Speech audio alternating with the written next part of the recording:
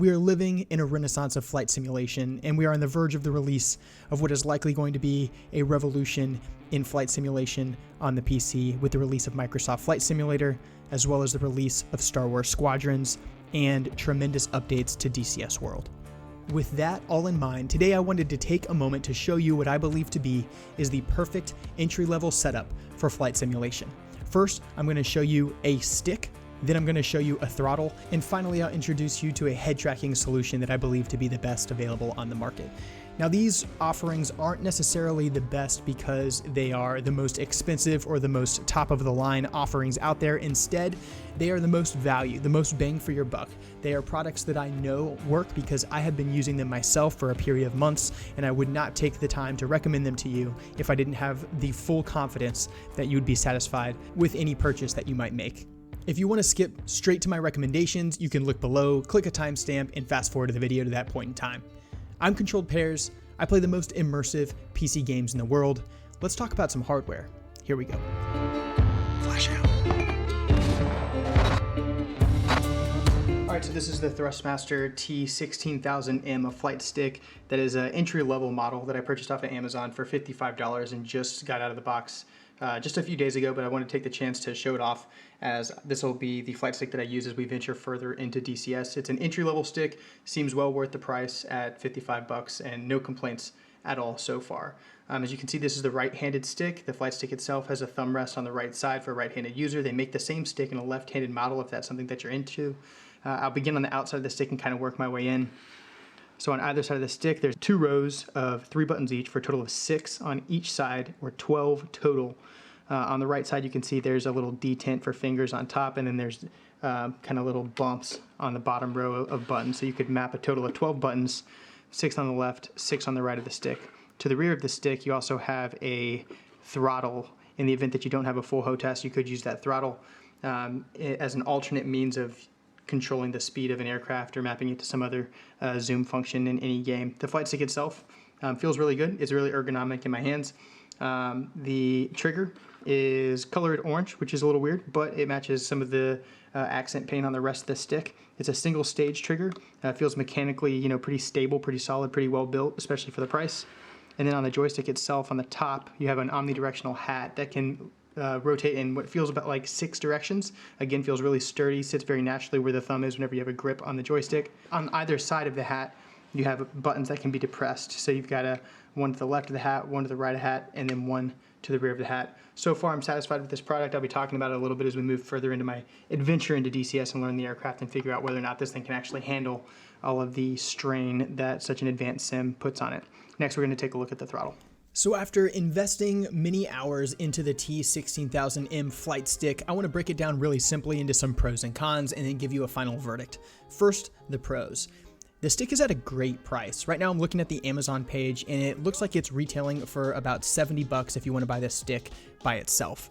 Additionally, it is really well built. In fact, Thrustmaster put in the T16000M flight stick the same sensor that is in their premium Warthog flight stick. The only difference is the Thrustmaster T16000M is actually made out of like a plastic rather than an alloy or composite material that you might find on the more top of the line joysticks. That said, because the sensor is so top notch, I didn't have to place any dead zone dampening into my settings when I was playing in DCS World. Yes, this means that even after 40 hours of yanking and banking on the stick, I can let it go and it sits idly dead center without having any drift to either side while I'm playing the game. So all in all, an excellent stick at an excellent price. Now the cons. First, if you're playing DCS World, you'd like to map a bunch of different commands to the stick itself. Specifically, I fly the F-18C Hornet, and the F-18 has something called a sensor control switch as well as various air combat maneuvering roles. In real life, the sensor control switch is used to manipulate which portion of the DDIs that you're looking at. So there's 3 screens in the Hornet, and depending on which one you're looking at, you can press a button on your stick and it will take control of that specific screen. However, the air combat maneuvering roles are also mapped to the stick, but they're actually a different selector on the same joystick, and the T16000M just doesn't have enough key mapping options for me to do that in any realistic way. The workaround that I've had to come up with is using the control key on my keyboard as something that I can use to then modify my input to the stick, and in that way still achieve the same level of control required to be successful. However, I lose some realism and I have to take my left hand off of my throttle to do it. Additionally, because it's a budget stick, you don't have the ability to attach it to a stick extension like you might with the Warthog or a Virpil premium grip that you're going to pay a couple $100 for. The difference here is that because it's a short and stubby stick that you can't then place on one of these extenders that makes it taller, you lose a little bit of the fine-tuning input necessary to fly with a lot of precision. This isn't a huge deal if you're playing something like Microsoft Flight Simulator and you don't necessarily need to do these really technical tasks like landing on an aircraft carrier as it pitches in the sea, or like conducting an air-to-air refuel with an aircraft while you're on a long-range strike mission. But in DCS World, it is a huge deal. A workaround is by inputting curves into the axis controls and the option screen in DCS World. It allows you to then have more fine control as you do just little inputs into the stick, but still retain the ability to put huge torque on the aircraft. All in all, for $70, the Thrustmaster T16000M is very likely the best entry-level stick on the market, and you can find a link to it on Amazon below. Next up, we've got the Thrustmaster Weapon Control System Throttle. Okay, this is the Thrustmaster TWCS Throttle. Again, I ordered it off of Amazon. You can find the price point for this thing anywhere between $85 and $100. You can also buy it in a bundle with the T16000 flight stick that you just saw. You can also find it in a bundle with rudder pedals if you're willing to go up another price point. We'll go ahead and open the box and take a look at what's inside. Packaging, super sturdy. No concerns at all about how this thing was shipped. And frankly, the speed at which it got here. Instruction manual, as you'd expect. Styrofoam housing on either side to keep it sturdy. And then very simple USB cable, it looks like. And the throttle itself. Alright, so the throttle feels really smooth on the rails. I've got no real concerns at all there. As far as buttons that are available to be mapped, on this side we've got a wheel that rotates, feels like 180 degrees available to our fingers. We also have a left and right paddle, which is pretty helpful. Underneath those finger paddles, you have two buttons that can be mapped, as well as a two-way button here that might be good for comms or what have you. You have a stick. This is omnidirectional. It looks like it could be slewed in kind of any direction. And then on this side, available to your thumbs, you have a six-way hat, either another 4 or a 6-way hat. Feels like an additional 6-way hat, all available to your left thumb, and then finally one depress button there at the bottom. Overall, this feels like a super sturdy piece of hardware. I'm excited to get it plugged in, and we'll see how it goes.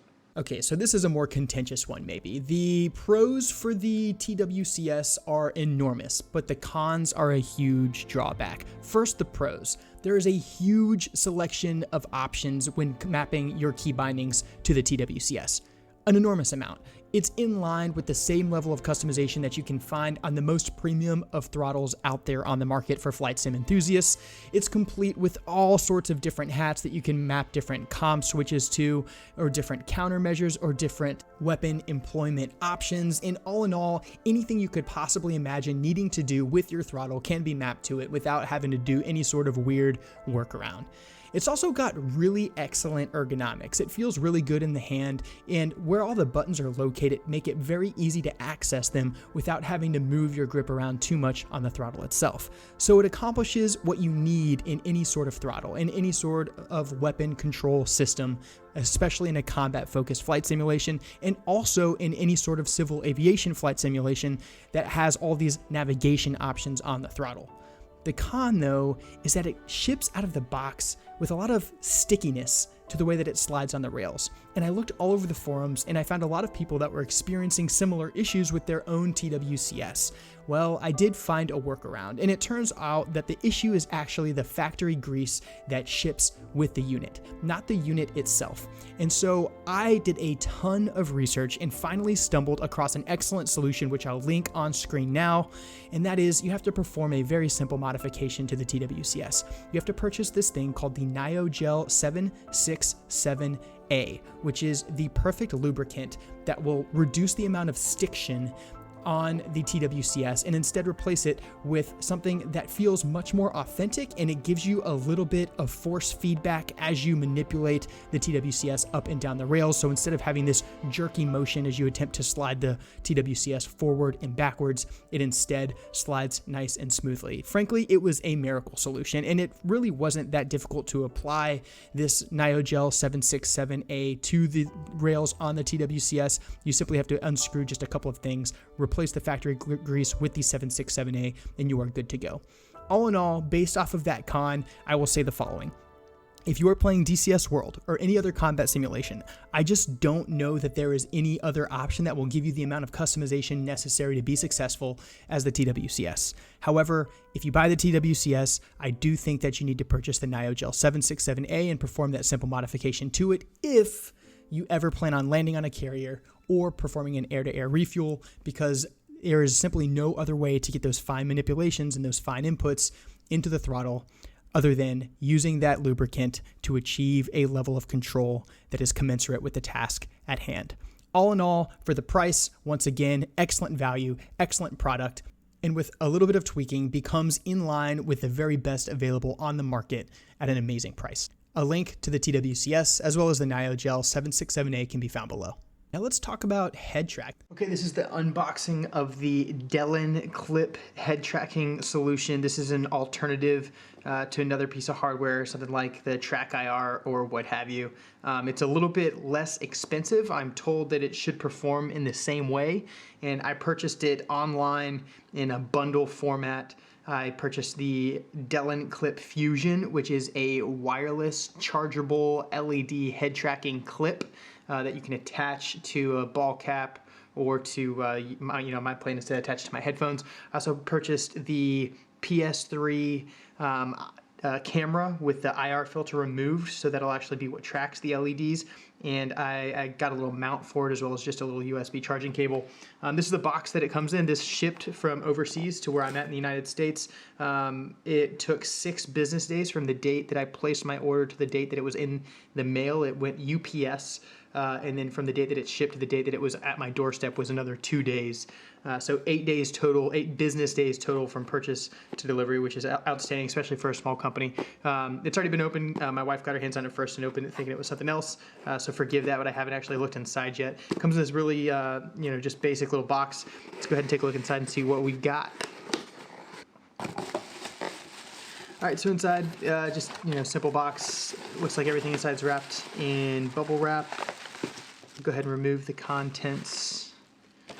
Let's take a look in here. Okay, that's everything. Comes with lettering saying thank you for your purchase, 2-year warranty, outstanding. And I also received an email after my purchase showing me where I need to go to download the head tracking software. Now, what we paid for, what you guys are probably most interested in, the Delin Clip Fusion Black. So this is a 3D printed housing around the traditional IR lights that you expect in any head tracking hardware. Got a micro USB charging port right here on the end. There's not really like a bevel or a curve to it. It looks like it is, the housing itself is 4 separate pieces, maybe soldered together or forced together, what have you. Right here on the end, it says Delin Clip Fusion. Looks very professional, looks very good. Feels solid in my hand, feels very, very well made. The 3 LEDs are located right here, 1, 2, and 3. And it's a real sleek package. I can definitely feel the weight of the battery in it, but it's not so much that I think it's going to be an issue sitting on my cap. Here on the back, here's the power button. That's cool. There's just a 0 and a 1. I assume 0 is obviously off. 1 is on. and I'm looking forward to getting this thing mounted and used. So next time you hear from me, it'll be after I've invested some hours using this head tracking software in conjunction with the TWCS throttle and the T16000 stick that I've already unboxed as part of this series, and I'll provide my feedback on all three of those products. So when I first got into flight simulations again, I didn't think that a head tracker was going to be necessary. And then I sat in the cockpit, and it wasn't so much that it was necessary as much as it was an enhancing experience. Virtual reality headsets are insanely expensive, and frankly, so are the computers that it takes to run them in any sort of flight simulator. Head tracking bridges the gap between that virtual reality experience as well as a traditional desktop setup, and the Delin Clip Fusion did it brilliantly.